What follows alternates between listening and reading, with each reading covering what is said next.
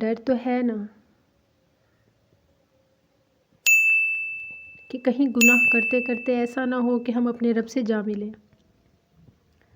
تو کیا ہمارے پاس ایسے اعمال نامے ہوں گے کہ جن کو ہم جلدی سے اپنے اللہ کے سامنے پیش کر سکیں تاکہ ہم بخش دیے جائیں؟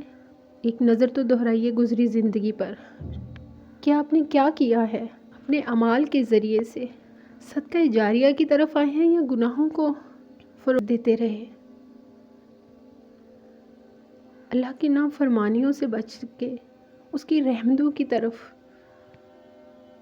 جانے میں ہی بھلائی ہے. ہدایت کبھی بھی آ جائے تو فوراً اس کی طرف راغب ہو جائیے، کیونکہ آپ کے آسمان تک لگے ہوئے گناہوں کو پل میں نیکیوں میں بدلنے کی طاقت رکھنے والا رب ہے. تو جب کوئی آپ کی اصلاح کرے تو اس کی اصلاح کو قبول کیجیے، اس کے الفاظ میں چھپی خیروں کو سمیٹنے کی کوشش کیجیے، کیونکہ بالآخر آپ کو اللہ اور اس کے رسول کے احکامات سے، سختیوں سے، قرآن کی نافرمانیوں سے ڈرانے والے اللہ کے میسنجر ہی ہیں، اللہ کے بہترین پیغام رساں ہیں. تو پھر کیوں آپ خود کو اللہ کی نافرمانیوں کی طرف لے کے جائیں؟ کیوں خود کو خیر سے دور کر شر کی طرف لے کے جا رہے ہیں؟ شر کی آگ بڑی خطرناک ہے. یہ وہی آگ ہے جو در حقیقت پانی بنا کر دکھایا جا رہا ہے. اس آگ سے بچیے. قرآن پاک میں اللہ سبحانہ و تعالیٰ نے بارہا فرمایا کہ انسان سراسر خسارے میں ہے. یہ خسارہ ہی ہے کہ ہمارے سامنے اللہ کے تمام احکامات رکھ دیے گئے اور ہم نے ان کو پھر بھی جھٹلایا. اب آپ نے پیپرز کی تیاری کرنی ہوتی ہے، ایگزامز کی تیاری کرنی ہوتی ہے، آپ کے پاس گائیڈز موجود ہوتی ہیں جن میں سے آپ ان کے مطابق تیاری کرتے ہیں.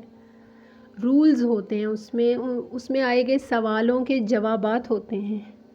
تو پھر جب اللہ سبحانہ و تعالیٰ نے دنیا میں آپ کو بھیجا ہے اور آپ کو اپنے انبیاء کرام اور قرآن پاک کے ذریعے سے گائیڈ لائنز دی ہیں، تو پھر آپ ان کو فالو کیوں نہیں کرتے کہ در حقیقت جب آپ جائیں ایگزام دیں تو اللہ سبحانہ و تعالیٰ کے سامنے رزلٹ تو اچھا پائیں.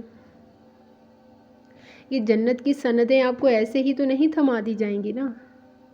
نبی کے امتی ہیں مگر امتی ہونے کے سرٹیفکیٹ آپ کو ایسے ہی تو نہیں دے دیے جائیں گے نا. جیسے کہ آپ کہتے ہیں ہم نے کلمہ پڑھ لیا ہے بس ہم بخشے گئے، ہم نبی کا کلمہ پڑھنے والے ہیں ہمیں بخش دیا جائے گا. یہ سراسر منافقت ہے کہ آپ کلمہ بھی پڑھیں اور نبی کے احکامات کو بھی جھٹلائیں. تو ذرا غور و فکر کیجئے نا. آپ اس زندگی کے لیے فکر کیجئے. فکر کیجئے کہ آپ امتی ہونے کا حق ادا بھی کر رہے ہیں یا خلاف ورزیوں پہ خلاف ورزیاں کرتے ہوئے پھر بھی آپ کو لگتا ہے کہ آپ امتی ہونے کے ناطے بخش دیے جائیں گے. اگر صرف نبی کے امتی ہونے پر آپ کی بخشش ہو جانی ہوتی تو آپ کو قیامت کے قریب ترین فتنوں کے دور میں پیدا نہیں کیا جاتا.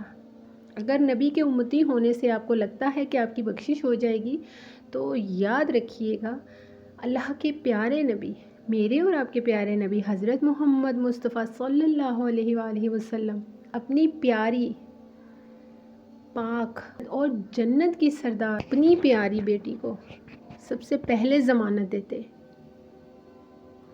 عقل دی ہے نا اللہ سبحانہ و تعالیٰ نے، تو اس کو استعمال کیجئے.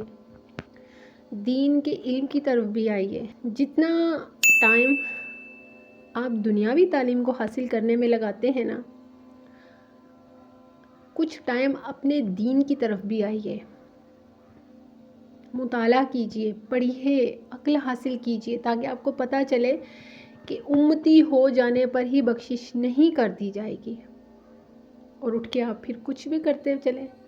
شیطان کے اس مطمئن کر دینے والے نفس کی وار سے بچیے. شیطان کے اس وار سے بچیے جس میں وہ آپ کے نفس کو اتنا مطمئن کر دیتا ہے کہ آپ یہ بھی بھول جائیں کہ صرف آپ امتی ہونے پر بخش دیے جائیں گے بھلے آپ کچھ بھی کرتے رہیں۔